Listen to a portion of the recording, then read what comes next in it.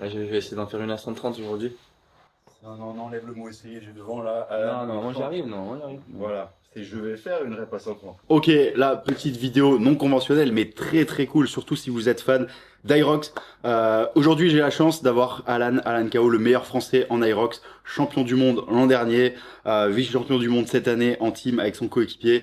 Du coup, un athlète vraiment très performant, très complet, et aussi un super mec. Donc ça, c'est aussi important parce que sinon, bah, ça me ferait moins plaisir de l'avoir. C'est un super athlète et un super mec, et je sais que vous êtes aussi très fan de ce genre de profil. Donc il vient aujourd'hui, j'ai l'honneur qu'il vienne dans mon gym me faire un petit coucou. Il était de passage en Alsace pour des obligations avec des sponsors. Donc c'est très cool. Là on l'attend. Le but de ça, bah, franchement, c'est juste passer un bon moment. On va pas forcément s'entraîner. Lui, il a terminé. Il y a eu les championnats du monde la semaine dernière. Normalement, il est dans une période un peu off là, donc on va pas s'entraîner. Moi, comme vous le savez, j'ai terminé les France d'haltérophilie. On vous fera une vidéo là-dessus. Je sais pas si la vidéo là, elle sortira avant, après. Bref. On sait pas, mais j'ai aussi une période de 2 semaines complètement off, donc je me force. C'est très dur, mais ça fait du bien au corps, c'est très important. Ça fait partie aussi de l'entraînement difficile, intense et structuré, des périodes de repos complet. Donc là, voilà, j'ai pas d'impératif. J'en ai profité pour moi plein de rendez-vous, plein de boulot. Et là, ça me fait très plaisir de le voir. J'espère lui rendre l'appareil en allant le voir dans le sud de la France. Et voilà, j'espère que ça sera une petite vidéo très cool avec lui et que vous puissiez soit le découvrir, soit le redécouvrir. Mais je sais que maintenant l'Irox, c'est quand même devenu quelque chose de très populaire, donc vous le connaissez forcément. Là, peut-être que Nico, il vous mettra 2, 3 images de lui en train de s'entraîner, saillant, sec, plein de transpiration, peut-être avec des gros KB, parce qu'il y a une photo des KB où il est plein avec. Et puis voilà, je vous laisse profiter de la vidéo. Je pense que même les gens, en fait, je pense que tu vois, veulent savoir ça. C'est si tu te mets dans la peau du débutant qui est fan de Alan, tu vois, il va vouloir savoir qu'est-ce qu'il fait. Est-ce que Alan il coupe après un Aerox? Bon, il a pas coupé là, c'est pas bien. Non. Mais tu vois, je pense qu'ils veulent savoir ça. Tu l'as engueulé aussi? Je trouve que c'est un peu trop, ouais. Tu dois faire rien. Ah, c'est dur. Parce que, on en parlait avec Nico avant. Je lui disais, souvent tu t'entraînes en tant qu'athlète et peut-être tu as envie, tu trouves ça dur de t'entraîner, de faire quelque chose que les autres ne veulent pas faire. Du coup, d'avoir un gros volume d'entraînement, des fois dans les phases de surcharge, de t'entraîner vraiment dur. Et au final, tu découvres ce qui est plus dur, c'est de ne pas s'entraîner. C'est genre C'est vrai. d'accepter de couper. C'est vrai qu'il y a des moments où Et- tu aimerais que ça s'arrête et Et plus tu le fais, et le jour où tu le fais, en fait, que tu t'arrêtes de t'entraîner, moi, bah, on en parlait juste avant avec Nico. Bah, ils ont les deux, ils m'ont surpris avec leur caméra. Moi, ça m'est arrivé après le Mexique. Je te disais, il y avait Fraser qui me disait toujours coupe, faut couper. Moi, je coupe. Thibaut m'a dit pareil. Là. Bah, Thibaut, ouais, bah, Fraser, il coupait 2 mois, mais lui, c'est vraiment l'exagération. Il voulait voir jusqu'où il pouvait aller. Et au final, quand t'as coupé une première fois, moi, c'était par obligation. On partait au Mexique en vacances, il n'y avait pas de boxe là-bas. Je me suis retrouvé à couper. J'ai dit, bon, fuck, je coupe 2 semaines, j'arrête complètement. Et j'ai repris après, et je crois que j'ai fait ma meilleure saison. Et si t'en parles à même Claudia ou quoi, qui te dira qu'après sa meilleure saison, elle avait coupé après les Dubaï, je crois, 10 jours. Bref, il y a plein d'athlètes qui coupent. Et quand tu coupes une première fois et que tu vois que t'arrives, bon, tu repartes un peu, la reprise, elle fait mal, c'est normal. Mais après, tu passes un palier et ton niveau, il a augmenté. Toi, tu Et me ben dis après, 50 jours, c'est ça? les deuxièmes fois, quand tu recoupes, je te jure, en fait, tu te dis, c'est de plus en plus facile. Fraser, c'est vrai qu'il coupait, lui, il poussait à l'extrême, il voulait voir jusqu'où Ouais, son mais corps il fait vraiment pas de sport pendant 2 mois. Vraiment, lui, bah, si t'en parles à Thibaut ou quoi, Putain, Thibaut, il mais a parlé dans comment toutes tu les peux vidéos. faire ça Il coupait vraiment. Et genre, moi, ça m'avait choqué. Un jour, c'était l'année où ils avaient mis les Open vers octobre, novembre. Et après, il venait à Paris. Et du coup, on avait mangé au resto. Et il y avait le WOD avec les ring muscle up. Et il avait rigolé. Il disait en rigolant, putain, c'était la première fois que je faisais des ring muscle up depuis les Games. Et moi, je lui ai dit, attends, quoi? Tu sais, les Games, c'était il y a 3 mois. Ouais. Et il me dit, ah non, non, j'ai repris il y a 3, 4 semaines, là, juste avant les Open. C'était la première fois que je faisais des ring muscle up. Il avait gagné le WOD aux Open, hein. Ouais. Et c'est là que, après, on en avait parlé, tout le resto, on avait parlé de ça. Et il m'a expliqué, non, non, moi, je le coupe complet. La première fois, il avait coupé 2, 3 semaines. Ensuite, il s'était aperçu qu'il était bien. Du coup, il a dit, bah, je coupe un mois complet. Après, il a dit, bon, bah, et lui, il poussait à chaque fois. À la fin, il voulait, la dernière année, je crois qu'il avait coupé 2 mois. Et il arrivait vraiment à couper complètement. Il faisait pas de sport. Et quand tu arrives à faire ça, en fait, au début, il y a une phase où, bah ouais, tu te sens un peu comme une loque. Tu as les t'sais, douleurs qui apparaissent et tout aussi. les douleurs, ouais, les douleurs de non-entraînement, moi j'appelle ça, où tu as mal partout, moi la semaine dernière j'avais mal partout. Et en fait, après, quand tu te rends compte, que quand tu reprends l'entraînement, et que cette phase de coupure, elle t'a pas du tout impacté, genre, c'est-à-dire que tu reprends, c'est une reprise, c'est difficile, mais après, en fait, ton niveau, il fait un up d'un coup, quoi. C'est genre, t'arrives à passer des paliers, t'as souvent éliminé les douleurs musculaires, même nerveuses, parce que le système nerveux, on l'impacte quand même pas mal. Tu dors mal, tu sais, au bout d'un Ouais, moment, ouais. plus ton volume d'entraînement est élevé, plus t'as du mal à dormir, moins tu récupères, et c'est une boucle un peu négative.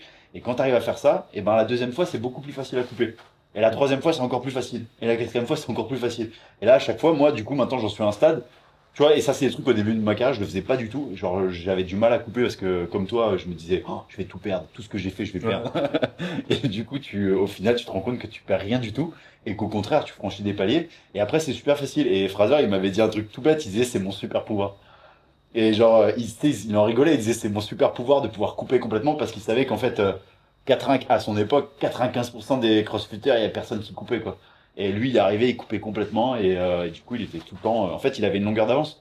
Et quand tu prends le principe, on en a déjà parlé en plus avec Il faut Nico perdre dans la la vidéo. forme, il faut la perdre. Non, il disait en fait, c'est même, en fait, d'un point de vue scientifique et métabolique, plus ton, c'est-à-dire l'oscillation de ton niveau sur une saison, elle est grande, plus ton pic de performance il sera haut.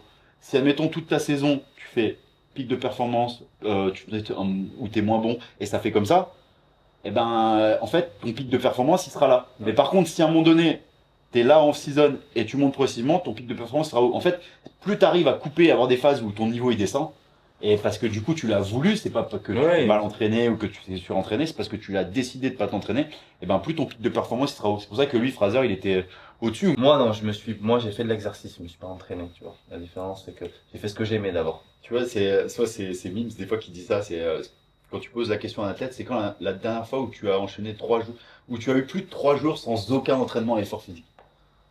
Ah, j'ai fait 2 jours. Et du coup, c'est quand la dernière fois, les plus de 3 jours? On a pris le vol lundi, c'était le... Il avait 12 ans, il Non. était tout petit, il sortait de... Non, c'est lundi, non, c'est après Chicago, lundi, mardi. J'ai fait le lundi off et mardi off. Tu vois, en fait, c'est là, faut que... J'ai fait 2 jours. En fait, faut que tes mains... Ouais, 2 jours, tu vois, tu sais, 2 jours et j'avais eu le samedi, samedi de repos après la course solo. Tu vois, mais même nerveusement, où ton système nerveux, il a même pas le temps de faire un reset. Et en fait, t'as besoin aussi mentalement de couper complètement du sport. C'est dur, hein. Alors ça, c'est pas un discours à tenir à des gens qui veulent avoir un objectif de... Toi, t'es dans le sport de haut niveau, t'es dans la performance, t'essayes de potentialiser tout ce que tu peux. Et du coup, toi, t'as besoin de phases où tu fais pas de sport. Après, il y en a, ils vont te dire, ouais, moi, j'ai besoin de faire du sport. Oui, mais parce que t'es Jean-Michel, tu vas faire un aérox pour rigoler, que du coup, t'as une vitamine, des fois, tu coupes à droite à gauche. Mais toi, toute l'année, tu t'entraînes, c'est cyclé, t'as des pickings dans ta saison.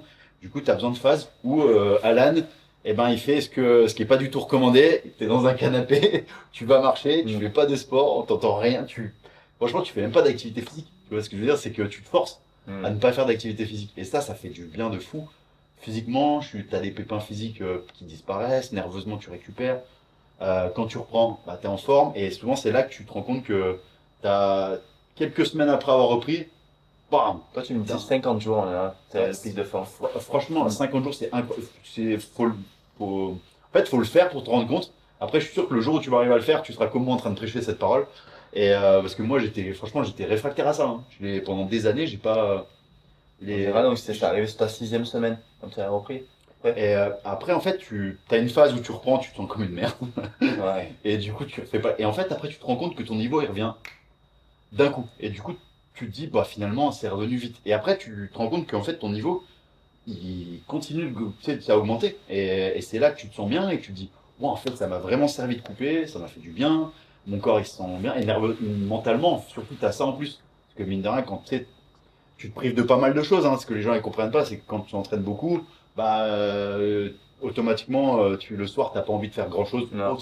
Quand les gens et tes potes ils te proposent moi je l'ai vécu, hein, c'est mort. Quand les potes ils sont là, viens on va boire un truc, on va manger, toi t'es là, écoute, j'ai juste envie de rentrer, faire mon repas, avoir un truc, mon temps de récup, repos et optimiser à fond. Tu te prives de pas mal de choses et du coup ça te permet de faire peut-être ces choses, d'avoir cet équilibre, cette balance un peu mentale et physique. Et surtout après de pouvoir performer, quoi.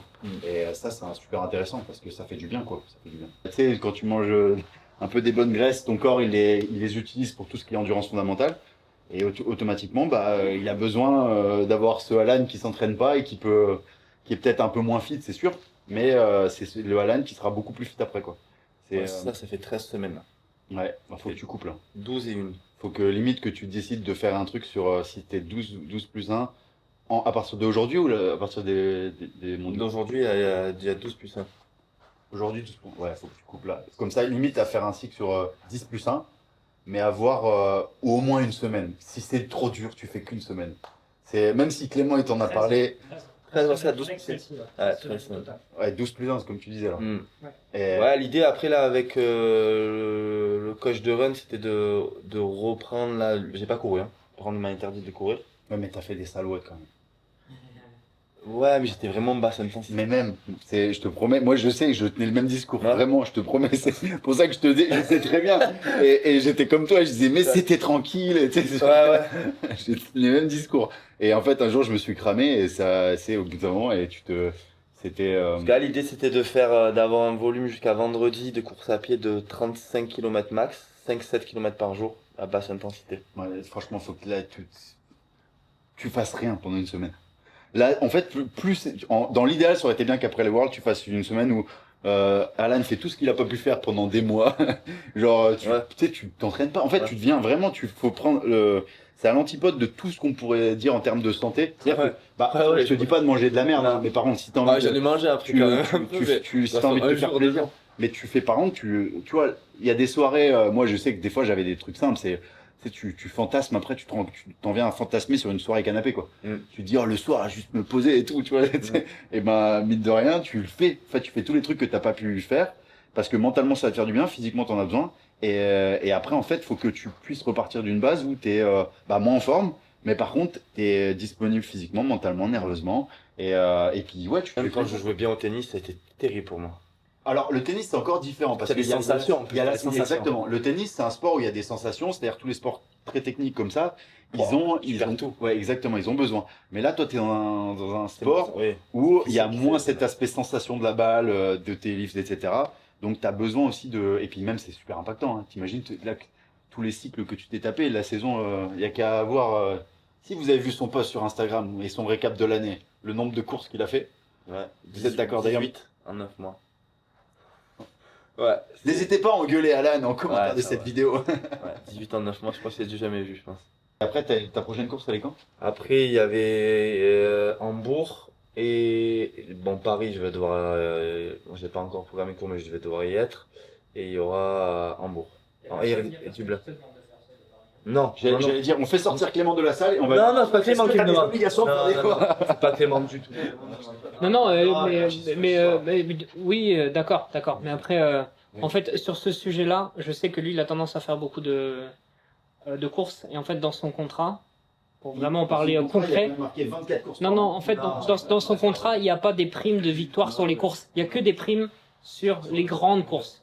Parce que du coup, moi, je préfère qu'il en fasse moins les petites. Après, tu peux faire un truc, c'est que tu essaies d'optimiser à fond pour être qualifié le plus rapidement possible en double et en simple. Mm. Une fois que tu es qualifié en double et en simple, bah, tu planifies ta saison sur performer, tu vois, sur cette qualif parce que si admettons, tu vois, tu prends le Alan de l'an dernier qui a enchaîné toutes les courses pour essayer de le faire. Ouais. Et ben, automatiquement, tu fais plus de courses, tu te crames un peu plus et tu es moins performant. Alors que si, tu vois, tu arrives à te qualifier très tôt, toi, tu es relax, tu peux vraiment te reprendre une période de récup, refaire des plans d'entraînement, repartir crescendo sur de la construction progressive et arriver avec un pic de forme de l'espace. Parce que plus tu t'entraînes, plus tu fais de courses, moins tu auras un gros pic de forme. C'est métabolique, hein. Ouais. Tu peux pas faire. Parce que toi, au niveau du plan de force, tu la vois comment la découpe là? Bah en fait déjà il faut voir comment toi tes autres coachs ils ont agencé ça au niveau de toi tu agences ça au niveau Parce que de tes entraînements un peu type Aerox comme tu as pu faire sur les semaines précédentes, tes entraînements d'endurance et ensuite après je pense que l'entraînement de force il a agencé autour de ça parce que la composante globale quand même ça reste c'est la course et ensuite après c'est construire ça autour quoi. C'est pour ça que la dernière fois je t'avais demandé, je t'ai dit bah écoute faut que tu m'envoies comment tu agences ta semaine au niveau de l'endurance, de tes entraînements. Parce que là, l'idée, ça va être du coup, ça va être de faire en course à pied, comme une vraie prépa pour semi. Mm. C'est ce qui se rapproche le plus de l'intensité là. Donc l'idée, c'était de mettre le lundi l'aérobie, donc beaucoup de run et vélo, gros volume. Le mardi, on profitait pour faire l'intervalle le matin, donc c'est un peu la hard day, et la force l'après-midi, ou l'inverse.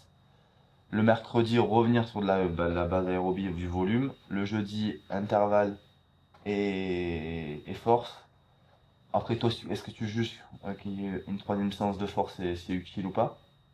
En fait, je pense que les 3 séances de force, elles peuvent être bien. Déjà, 3 c'est bien, mais il faut vraiment que tu m'envoies en fait, ta Ouais. semaine, comment tu l'agences. Mais au niveau même, tu mets juste les indications de type de séance et le volume. Et s'ils agencent ça sur des semaines tu sais, progressives, comme je t'avais dit, base, construction, surcharge, décharge. Et également les jours, si tu as des jours off dans la semaine, Ce serait bien qu'il soit fixe. Ouais, le Tu vois, dimanche. Dimanche. même, et t'as une récup active dans la semaine, t'as une journée de récup? Non, j'ai vraiment. Je vais avoir une sortie longue à vélo, ça c'est sûr. Le premier bloc, ça va être surtout de développement ça va être quand même plutôt travail de sprint pour faire l'économie de course. Et après, ça va être pas mal de travail de sol. Après, Moi, j'ai jamais fait de pic comme ça. L'idée, on va monter un pic de 120 km de course à pied. J'ai jamais fait. Ok. Et c'est une variabilité que. C'est un truc que je peux changer à vélo. Ou certainement, ça va avoir un impact positif parce que moi, j'ai pas monté jusqu'à 140, il n'y a pas d'utilité, mais moi, j'étais à 80, Ouais, mais tu vois, 100. ça, ce genre de choses, il faut que moi tu me le dises parce que Ouais, le volume de oui, course à pied, faut que je puisse en tenir compte dans les trucs parce qu'automatiquement, bah, tu peux pas avoir le même volume Ouais. au niveau de la force ou même on peut pas te demander, je vais pas te mettre des séances qui vont te flinguer le nerveux avec de la plio, Ouais. du travail avec des élastiques et compagnie et que toi tu me dises, Willy, là par contre cette semaine, tu sais, tu vas mal encaisser, en plus de ça, ça va te servir à rien. Ouais, Tu vas, c'est un contre-produit. tu vas le faire pour le faire parce que du coup ça sera marqué sur le papier, du coup tu vas le faire. Mais le truc, c'est qu'au bout d'un moment, physiquement, ça sera compliqué parce que le but, c'est que tout ce que tu fasses, c'est l'optimiser au maximum. C'est-à-dire que bah, tout ce que tu fais, la rentabilité, elle soit optimale. Et ça passe par bah, gérer le volume, gérer la phase d'entraînement dans laquelle tu te trouves et surtout récupérer parce que après, c'est là que tu progresses. Quand c'est tout le travail que tu as fait, si tu n'as pas de phase de récupération qui est suivie, bah, de toute façon, tu peux pas permettre cette surcompensation qui est le fantasme de tous les athlètes, quoi. C'est un peu le. Quand ça arrive et que tu arrives à faire tout bien, cette surcharge progressive, d'avoir cette phase de récupération et que la surcompensation elle marche, généralement tu es en mode waouh, j'ai des super pouvoirs. Ouais, c'est vrai. Moi je te dis, j'aurais adoré que tu puisses avoir une vraie off-season où tu coupes complètement et bah, tu puisses dire à ton coach, ok, là je fais un focus course à pied. Tu fais pas d'Aerox, des focus course à pied.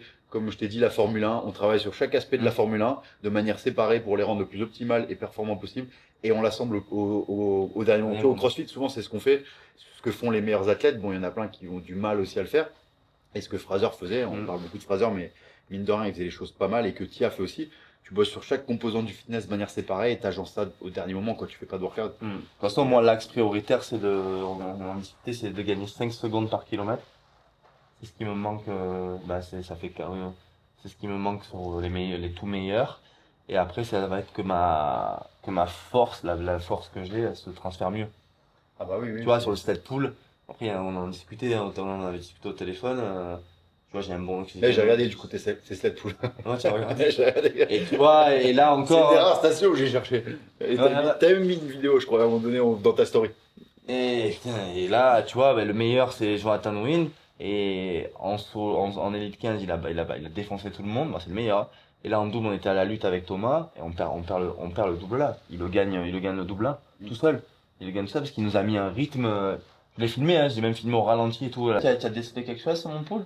Le pool, bah ouais, tu utilises pas tes hanches. Et du coup, t'es un peu. Mais après, c'est peut-être aussi ce qu'on disait la même fois. C'est si tu vas améliorer ton run, courir à la même vitesse que tu cours maintenant avant sled pull avec un meilleur run, t'arriveras moins fatigué au sled pull. Du coup, tu pourras peut-être plus appliquer. Parce que il y a la technique que tu vas faire à l'entraînement. Parce qu'à l'entraînement, t'en avais fait qui était pas mal. Ouais. Que t'avais mis Ouais. tu m'as même envoyé où t'avais mis en Ouais. story, où tu utilisais bien les hanches, tu déplaçais bien les masses, il y avait tes segments. Et après, bah, quand t'arrives fatigué sur une course, tu as de la pression, tu peux moins mettre ça en place. Et c'est normal, hein. C'est comme si on disait à un athlète, bah écoute, là, tes snatchs, ils ressemblaient pas à tes snatchs à l'entraînement, alors que avant, t'as couru 1600 mètres, tu vois, c'est la même chose. Mais le fait de peut-être améliorer ton run va te permettre peut-être de mieux appliquer ta technique, surtout si tu le travailles, quoi. C'est des choses, si tu l'as travaillé juste quelques semaines avant, hein, c'est normal que en automatisme, ça se mette pas en place, mais le travailler sous fatigue, avec que en fait, cette technique, tu puisses l'appliquer de manière automatique, même sous fatigue. C'est que tu puisses même, tu sais que tu n'as même pas besoin de te poser la question. Ouais. Et en fait, tu vas le sentir parce que le sled, la masse, elle sera déplacée différemment. Tu vois, si tu es là et que tu fais comme ça, bah, automatiquement, c'est compliqué. Alors que si quand tu viens et que tu utilises vraiment la force de tes hanches en plus de ton haut du corps, parce qu'en plus, tu es solide du haut du corps. Il y a des trucs à avoir. On peut mettre. Ouais, je suis sûr qu'il y a des trucs à avoir. Parce que je suis pas mauvais, hein. T'as vu, je suis pas mauvais, mais. Allez. Au je suis pas mauvais. Mais je pense que je peux gagner. Maintenant, même au deadlift. Je pense que je peux gagner des trucs et plein de détails. Non, mais des petits détails. Je pense que ça peut être pédagogique. Non, moi, ça m'intéresse par contre, vraiment, en plus, là. On va partir sur quelque chose de ludique. Ouais. Un RM. Dans la bouche, comme ça, tu leurres un peu ton cerveau sur le fait que tu as du sucre qui arrive. Mais Tristan, il le mange. Et le mieux, franchement, c'est les gingembres confits. Baptiste Nico, tu filmes. Ils le savent, j'ai vraiment gingembre confit de grand frère. Alors désolé, j'ai pas de sponsor avec grand frère, mais ça vient aussi de grand frère. Ou les dates, sinon, ça passe pas. Et après ça, c'est parce que je suis confiant, c'est quand ta femme est dentiste, ou les caries. C'est tu seras en prise large, du coup, à mon avis. Ah ouais, ouais. descendre un peu. Ah oui, parce que d'accord, on n'est pas finesse parfait, hein, les gars.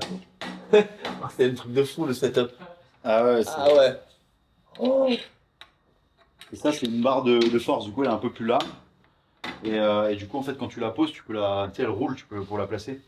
Moi, je me mets. En fait, tu n'utilises pas le pontage. Après, il y a le pontage et pontage, il y en a qui en abusent. Ouais, t'as vu. Mais tu peux quand même optimiser ça pour, en fait, surtout le pontage au niveau des épaules. Parce que souvent, moi, le premier, hein, je benchais comme ça. Ouais. Et en fait, faut bencher avec les épaules derrière où tu viens légèrement engager plus. Et surtout, Là, ce qu'on appelle, c'est le leg drive. La Magda, elle a poussé. Hein. C'est, tu vois, là, tu t'es placé en levant. Ouais. Mais après, il faut l'utilises pas. aussi. Moi, je l'ai pas, hein, je te l'ai montré. Ouais.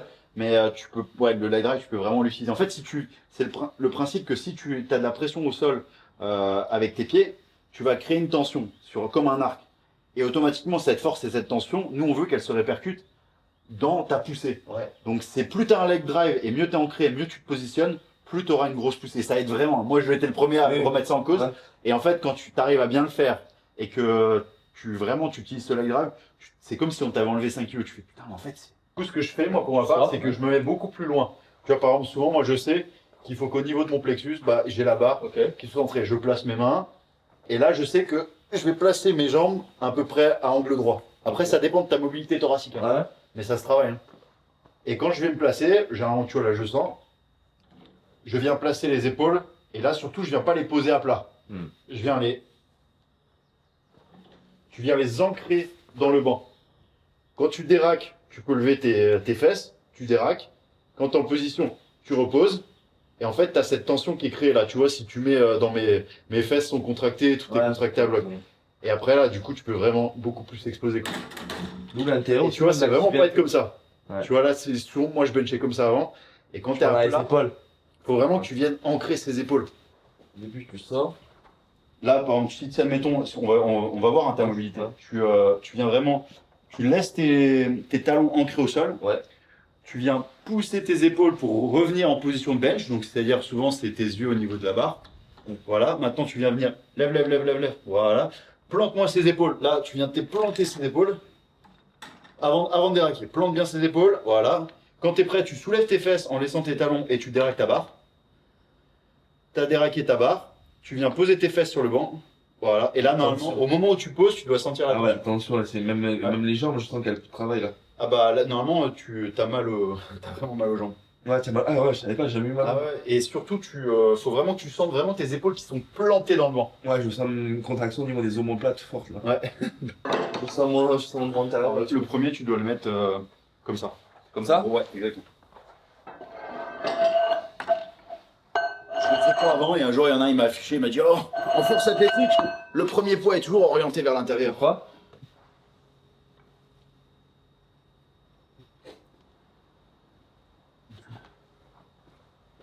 Entretien d'embauche chez Gymshark, il pose des questions 20 plus 20, ça fait combien? Du coup, les mecs qui disent 40, 60. vers l'expérience, 60, la barre fait 20. Déconne pas. Et pense vraiment à bien planter tes épaules. Ah. Voilà, tu lèves tes fesses, tu déraques, tu les reposes. J'arrive pas à voir la question. Ça ne bouge pas. Ah ouais, je sens les quadris, c'est Faut ouf. vraiment que tu essaies, même à vide, que tu essaies d'être là et là. Vraiment, en garde, tu regardes, tu laisses tes bras tendus devant. Ouais.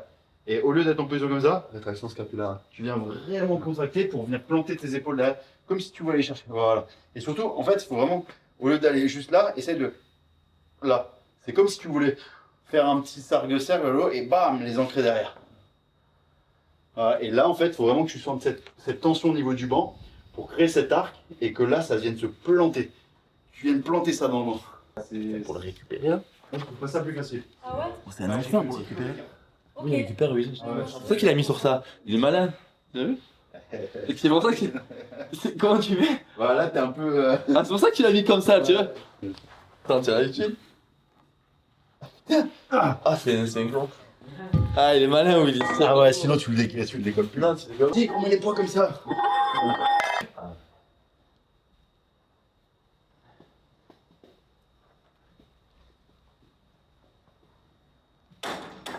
Ah, Nico, il m'a déjà fait faire pour des photos pour GoWood.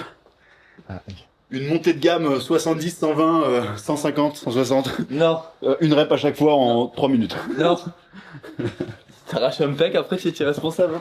À la base, il me dit, j'ai pas besoin d'image, il est vraiment très lourd. Bon, ça ferait mieux quand même pour les photos, c'est quand même GoWood qui est du poids. Attends, regarde, reviens vers moi. Mets bien tes pieds. Tu peux même, je pense, encore 2-3 cm vers toi. Là, on va créer encore plus de tension, voilà.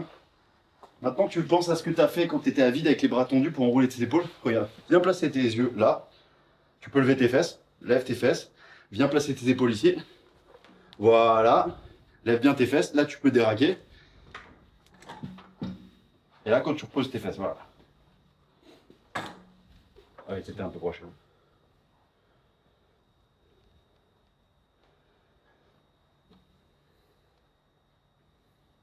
La chance, j'ai gagné. Ah, tu peux encore plus. Je pense que De hauteur là. faut vraiment que tu décomposes le truc de. Regarde. Quand tu. Faut vraiment que tu te places. En gros, première chose, c'est placer tes pieds à l'endroit où tu veux qu'ils soient ancrés. Donc c'est pour ça que généralement, t'es loin.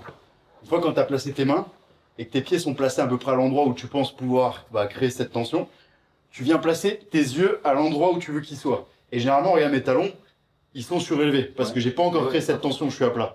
Du coup, là, la tension n'est pas créée. Et là, du coup, je vais essayer de venir placer du coup mes épaules. Du coup, je lève les fesses et je viens placer mes épaules. Mes fesses sont levées, je suis sur la pointe des pieds. Je peux déraquer la barre et là, je viens créer la tension. Et là, du coup, le moment là quand tu reposes tes talons et que tu reposes tes fesses, tu sens que tout est. Si tu veux. Là, tu poses tout au sol, pose les talons, les fesses. Non, c'est dur. Et là, du coup, comme tu as déplacé les talons, t'as cassé la tension. Ouais. Du coup, il faut que tu acceptes de pas bouger. En gros, quand je te dis pose, tu as créé cette tension. Pose et tu verras qu'en fait, tu vas y arriver avec la charge. Mais par contre, ça va être inconfortable. Ouais, parce que tu vois, tu me vas sentir. manque. Et même, ça se peut que tu sentes dans le bas du dos. Ouais, un peu. C'est pour ça qu'il y en a certains, ils mettent des ceintures. Et il y en a même qui disent, moi, c'est un forceux qui m'a dit ça, il m'a dit si t'as mal au dos sur ton bench, mal au dos, on se comprend, hein, c'est que t'as créé une bonne tension. Ah, ça moi, peut je sens être, des lombaires, ouais. Ouais, c'est moi aussi, franchement, des fois. Des fois, c'est- c'est pire qu'un deadlift.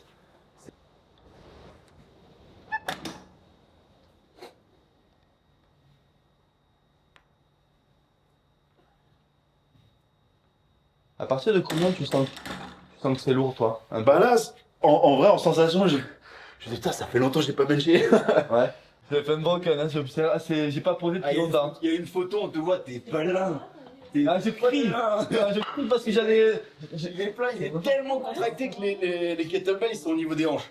Non, mais je me crie dessus en fait. J'allais les poser et Marine qui a pris la photo à ce moment-là, elle a été très forte parce que en fait je me crie dessus. Mais je crois que je vais dire, mais putain, oh, je vais pas lâcher là! J'allais les poser, il y avait tous les Français. Ah, c'est celle-là là, regarde, mon track là. Il est plein. Je crie là en fait.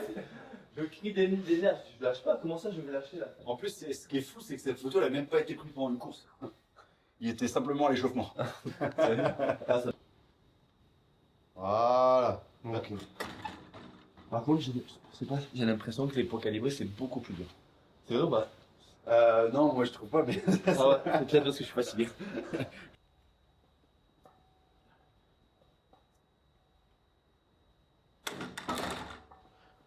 J'ai déraqué sans savoir. J'espérais qu'on m'annonçait un 150, on m'a dit 130, j'étais un peu déçu. Ouais, 130. Ouais, je vais essayer d'en faire une à 130 aujourd'hui.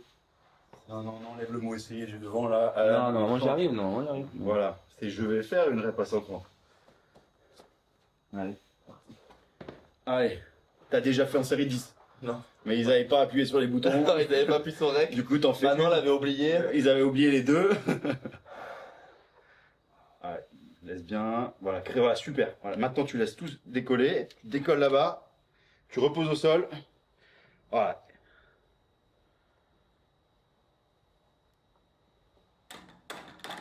Hop, ça va. Bah, t'étais bien là. Ouais, ça va mieux. Bon, là, ça fait 2 semaines que j'ai pas benché. Les sensations, elles sont pas là. Par contre, je sais que si je fais une semaine de bench, au bout d'une semaine, j'ai rechopé mon niveau d'avant. Ouais. C'est en fait, ton corps, il est. Tu benches 2 fois par semaine? Quand je prépare la compétition de force, 3 fois par semaine. Mais tu fais quoi du coup? Un lourd, léger, tu varies? Non, c'est. Alors, du coup, moi, je fonctionne toujours par des plateaux et toujours pareil avec tu sais, une surcharge progressive.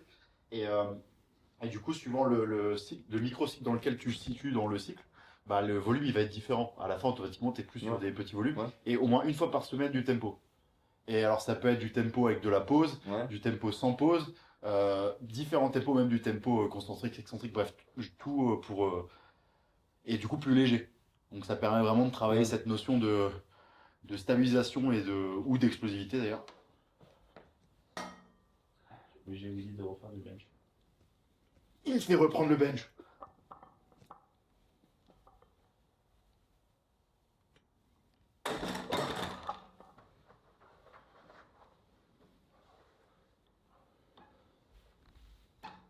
Tout ça en plus facile, là.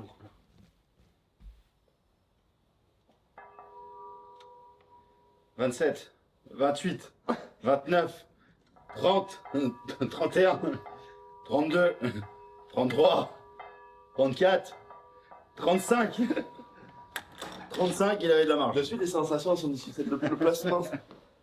Toi, quand tu dis que la technique, ça se travaille aussi à vitesse.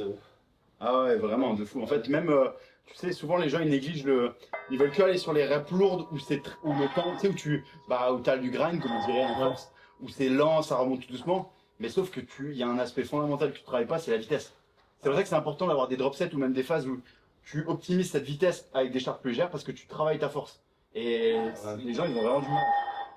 Mais je vais le travailler là, maintenant j'ai des axes de progression là déjà.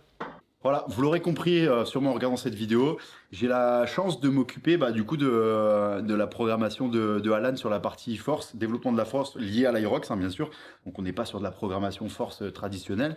Moi c'est un honneur déjà parce que du coup on parlait souvent sur les réseaux. Je l'ai déjà aidé 4-5 semaines avant les championnats du monde. Mais voilà, moi honnêtement, il le sait, hein, je lui ai toujours dit, j'ai pas besoin qu'il en parle sur les réseaux, qu'il dise que juste même s'il voulait que ça reste off, là on n'en a pas parlé pour avant les championnats du monde, moi il y avait aucun problème là-dessus. Honnêtement, je prends ça vraiment comme un challenge parce que c'est très cool de programmer pour les programmes Wiz Training, mais j'aime aussi beaucoup automatiquement programmer pour des athlètes de haut niveau comme lui. C'est vraiment un autre challenge, c'est quelque chose qui me sort aussi de ma zone de confort. Moi j'ai adoré faire ça pour moi, j'adore faire ça pour moi dans mon sport, le crossfit ou aussi bien la force ou les choses comme ça. Mais c'est vrai que là pour Alan qui est un athlète avec d'énormes capacités, un gros travailleur, gros mental. C'est quelqu'un qui a, je pense, un plus gros mental que la plupart des mecs dans l'Aerox. Du coup, c'est un gros avantage, mais ça peut aussi être un ennemi parce que moi aussi j'ai rencontré ça dans ma carrière. Et du coup, voilà, le but c'est qu'on travaille ensemble là-dessus sur sa prochaine saison, que je l'aide au maximum, bien sûr en prenant compte de ce que les autres coachs vont lui proposer, parce que voilà, moi je dois mettre ça vraiment dans un plan déjà au niveau de l'endurance, parce qu'il a d'autres coachs, et puis lui aussi il a beaucoup de compétences, et puis voilà, c'est essayer de l'aider au maximum à révéler l'athlète qu'il est. Il a pas besoin de moi, c'est avant qu'on parle ou que je l'aide. C'était déjà un athlète de très haut niveau. Donc moi, c'est déjà un athlète de très haut niveau. Mon but, c'est l'aider à aller peut-être encore plus loin ou peut-être à changer sa méthode parce qu'automatiquement, à chaque fois, en tant qu'athlète, il y a une méthode qui marche. À un moment donné, ça marche plus. Il faut changer à nouveau de méthode. Et du coup, c'est un renouvellement. Donc, j'espère pouvoir l'aider au maximum. Et puis lui, honnêtement, il a déjà avec son bagage de compétences, il est déjà arrivé à un super niveau. Et donc je vais essayer de lui apporter ce que je sais, ce que mes différentes années m'ont appris et de l'aider à performer et atteindre ses objectifs et faire tout pour qu'il puisse réaliser de belles choses, même si c'est déjà le cas, et aller encore plus loin.